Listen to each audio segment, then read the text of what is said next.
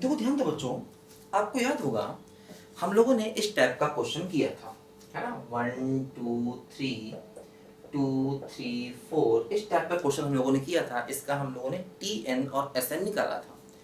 कैसे निकाला था? पहले टी एन निकाला था, टी एन के आगे सिग्मा लगाया था तो हमें एस एन मिल गया था। ध्यान दो, देखो अब जैसे मान लो अगर हमें क्वेश्चन ऐसा दे दिया जाए 1 into 2 into 3 into 4 2 into 3 into 4 into 5, ठीक है, 3 इंटू 4 इंटू 5 इंटू 6, मान लो हमें ऐसा क्वेश्चन दे दिया जाए, है ना, उसमें 4 टर्म है या 5 टर्म भी हो सकते हैं। तो अब देखो उस मेथड से सवाल नहीं होगा, मतलब हम टी एन निकालें, टी एन के आगे सिग्मा लगा दें तो उस मेथड से क्वेश्चन नहीं होगा। देखो पहले टी एन निकालें, देखो टी एन क्या होगा इसका, 1 2 3 4 है तो एन हो गया, फिर 2 3 4 5 है तो एन प्लस 1 हो गया, फिर देखो n प्लस 2 हो गया, फिर हो गया n प्लस 3, है ना, 1 2 3 ले लिया उसका n टर्म, 2 3 4 ले लिया, 3 4 5 ले लिया और 4 5 6 उसका n टर्म, है ना, जैसे ये है ना 1 2 3 इसका nth term a plus n minus 1 into d तो n हो गया, फिर देखो 2 3 4 इसका नेट टर्म क्या हुआ a plus n minus 1 into d तो n प्लस 1 हो गया, फिर देखो 3 4 5, है ना, देखो ये थर्ड टर्म ना 3 4 5, है ना, इनका n टर्म निकाला तो 3 plus n minus 1 into d तो n प्लस 2 हो गया, है ना। पहले देखो फर्स्ट टर्म लिए सबके 1 2 3, फिर देखो 2 3 4, फिर 3 4 5, इसी प्रकार 4 5 6 का निकालेंगे तो ये n प्लस 3 आ जाएगा, है ना। जब हम 4 5 6 का नेट टर्म निकालेंगे तो 4 plus n minus 1 into d तो n प्लस 3 आ जाएगा। देखो ये टी एन निकाला। अब देखो यहाँ पर भी जैसे अगर हम इसमें सिग्मा लगा दें तो सवाल नहीं हो पाएगा जैसे इसमें किया था। क्यों? देखो इसमें n की पावर 4 आएगा। अब सिग्मा n की पावर 4 हमें नहीं मालूम है। जैसे इसमें क्या हुआ था, टी एन में 3 टर्म थे, तो जब टी एन में 3 टर्म थे तो उसमें n की पावर 3 आया था और सिग्मा लगाया था तो सिग्मा n की पावर 3 हमको मालूम था। लेकिन यहाँ पर देखो टी एन में 4 टर्म है तो इसमें n की पावर 4 आएगा। अब सिग्मा n की पावर 4 हमें नहीं मालूम, हम चाहें तो निकाल सकते हैं, सिग्मा n की पावर 4 भी निकल आएगा, लेकिन बेकार में इतने फार्मूले कैसे हम याद कर पाएंगे, क्योंकि यहाँ पर 5 टर्म भी हो सकते हैं। तो देखो ऐसे सवालों में भी लगता है वी एन मेथड, इन सवालों में भी ध्यान रखना वी एन मेथड लगता है। देखो अब वी एन मेथड यहाँ कैसे लगता है, थोड़ा फर्क है। देखो इस मल्टीप्लाई वाले में देखो क्या होता है, वी एन मानने का तरीका थोड़ा अलग है। देखो भाई कि हम n n plus 1 n plus 2 n plus 3 और एक टर्म एक्स्ट्रा मानते हैं n प्लस 4। जैसे पिछले वाले में जब टर्म अपॉन में थे तो हमने जब वी एन माना था तो पहला टर्म कम करके माना था। यहाँ पर क्या है कि वी एन जब माना तो एक टर्म हमने एक्स्ट्रा माना, ध्यान दो, ठीक है।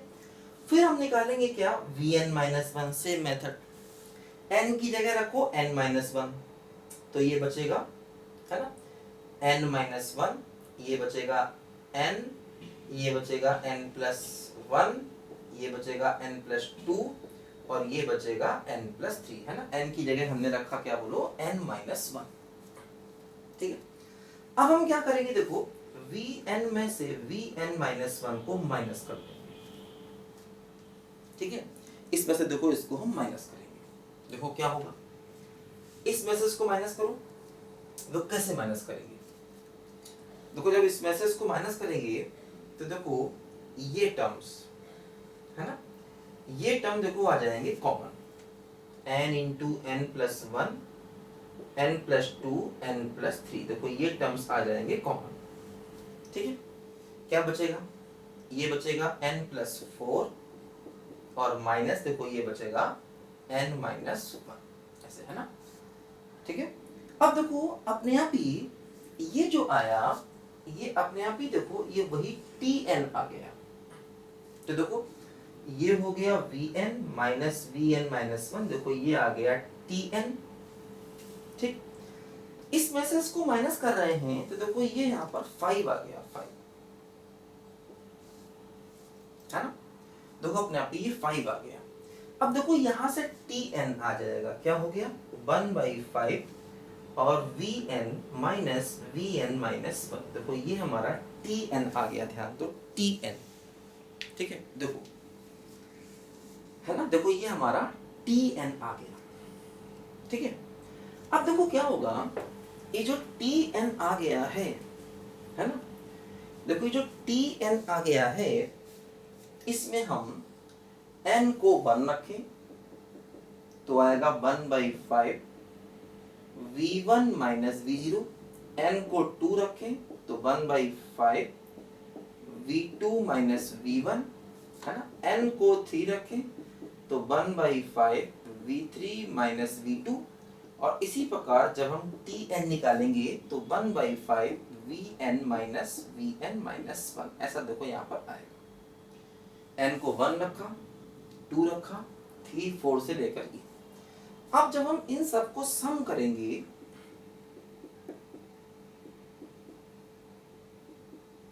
है ना, तो देखो क्या होगा, इन सबको हम सम करेंगे तो 1/5 तो बाहर आ जाएगा।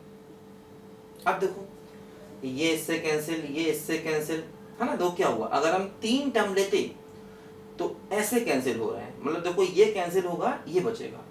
तो जब n तक जोड़ेंगे तो ये कैंसिल होगा, ये बचेगा, है ना। जैसे मान लो अगर हम सिर्फ 3 टर्म लेते तो सिर्फ 3 टर्म लेते तो ये ऐसे ऐसे कैंसिल हो रहे हैं, ये वाला बच रहा है। तो n टर्म लेंगे तो ये कैंसिल होगा, ये बचेगा। तो vn और माइनस v0 देखो पहला बचेगा, ठीक है। तो देखो क्या हुआ, अब हमें vn और v0 की वैल्यू पुट करनी। देखो vn क्या है, vn देखो ये है ना, n plus 1, n plus 2, n plus 3 और n प्लस 4। देखो ये हमारा vn है। v0 क्या है, देखो यहीं से निकलेगा v0, n को रख देंगे 0 तो v0 की वैल्यू 0 हो जाएगी, ध्यान दो।